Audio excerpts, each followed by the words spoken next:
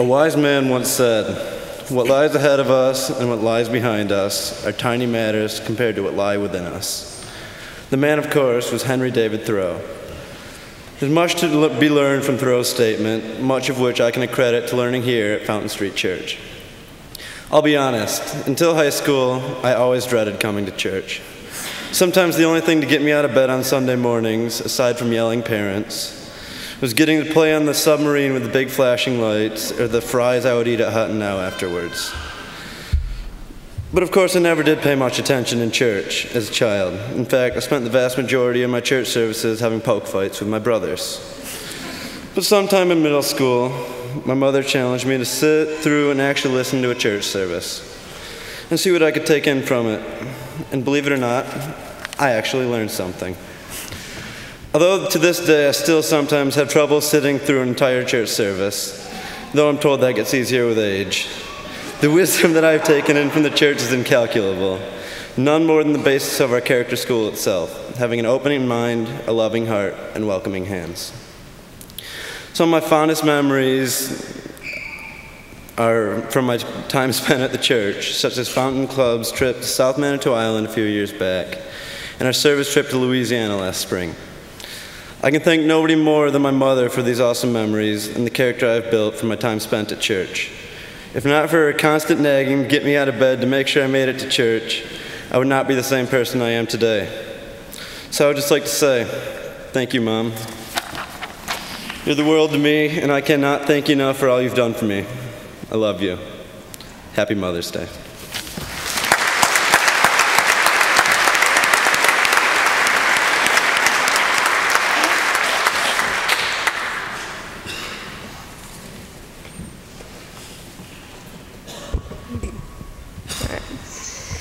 Good morning.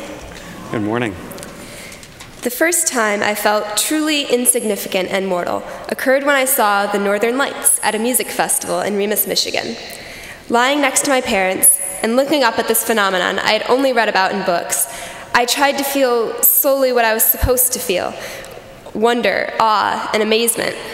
But all I could think about was how comparatively small my life was against the world.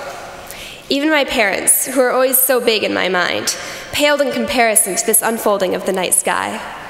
A feeling of unease dominated my impression of the evening. Until a couple years ago, I always felt this way when surrounded by something of massive and incomprehensible beauty. This changed on a Fountain Club trip to South Manitou Island 2 years ago. The second night, I slept out on the beach with some of my good friends and looked for shooting stars and listened to the plop of algae in the waves until it must have been at least 3 o'clock in the morning. Even though I was sunburned, sandy, freezing, wet, and quite unwashed, I have never felt more perfect. Instead of a sense of separation from the natural world, I felt distinctly privileged that I am a part of it. Basically, I felt infinitely alive instead of infinitesimally small. That night is only one of many in a string of experiences at Fountain Street that have honestly made me who I am today. To be completely candid, for the longest time, I couldn't think of anything to say for this speech. In fact, I was writing it this morning.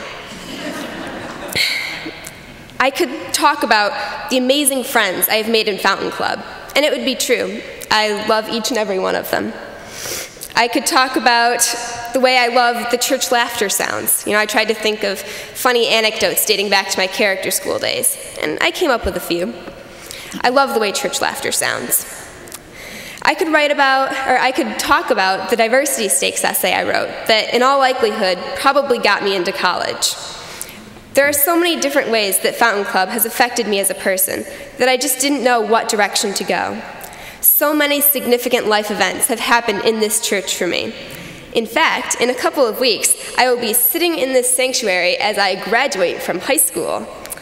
So instead of detailing my struggles with faith and identity during middle school, my kindergarten days filled with stale graham crackers, or my fear of the giant Oz mask, I want to tell you just how thankful I am that Fountain Street exists and is a part of my life.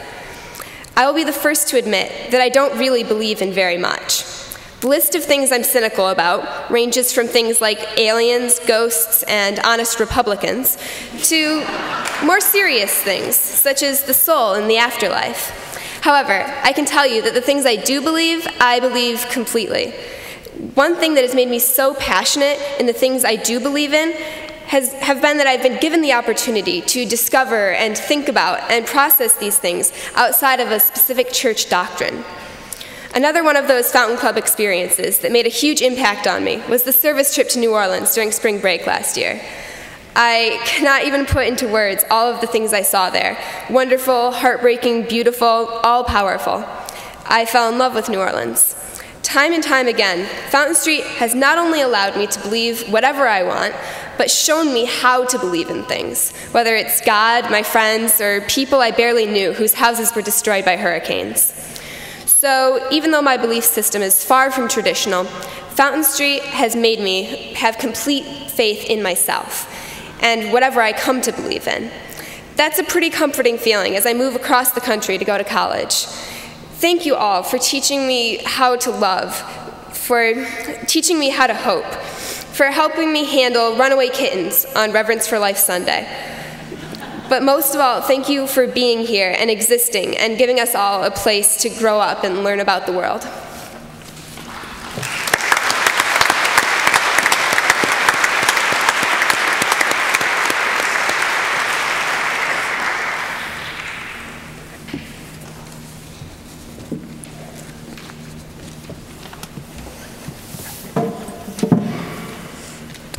Good morning. Good morning. Despite what people tell you, senior year is awful. Not only that, but I believe that this year was especially difficult. When a senior comes home and sees that college funds are drying up with the market, scholarships are falling apart, you know something is wrong. When you turn on the news and you hear about Chrysler filing for bankruptcy, highest unemployment in 25 years, swine flu and the Jonas Brothers, you know something has gone wrong. Terribly, terribly wrong. So to prevent any of my friends, who will soon be seniors, from believing in this falsehood, I will tell you this.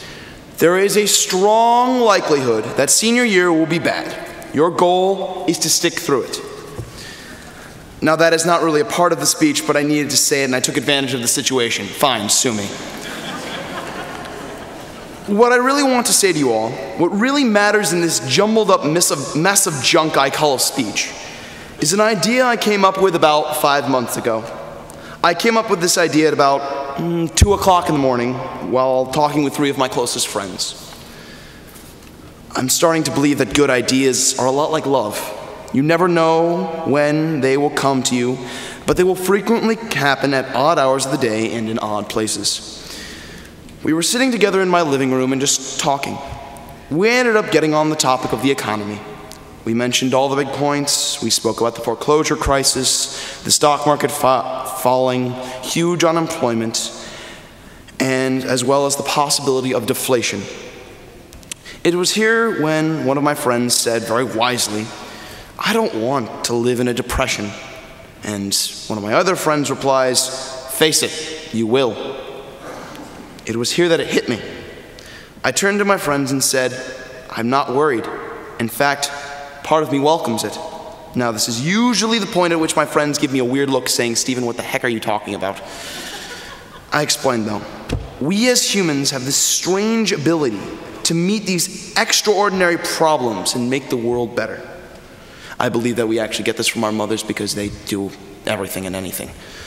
Therefore, there's no problem we cannot meet and overcome. There is no problem in this country that we cannot solve by our citizens. There's no problem in this world that cannot be solved by the human race. Then I added, do you remember who the people were who did this in the last depression? It was youth. It was youth and young adults who picked up the shovels and rebuilt this country. It was youth who helped build the cars and planes and recreated the new technological advancements of the 20th century. Not only that, but they became the greatest generation because they saw the great problems ahead of them and they overcame them.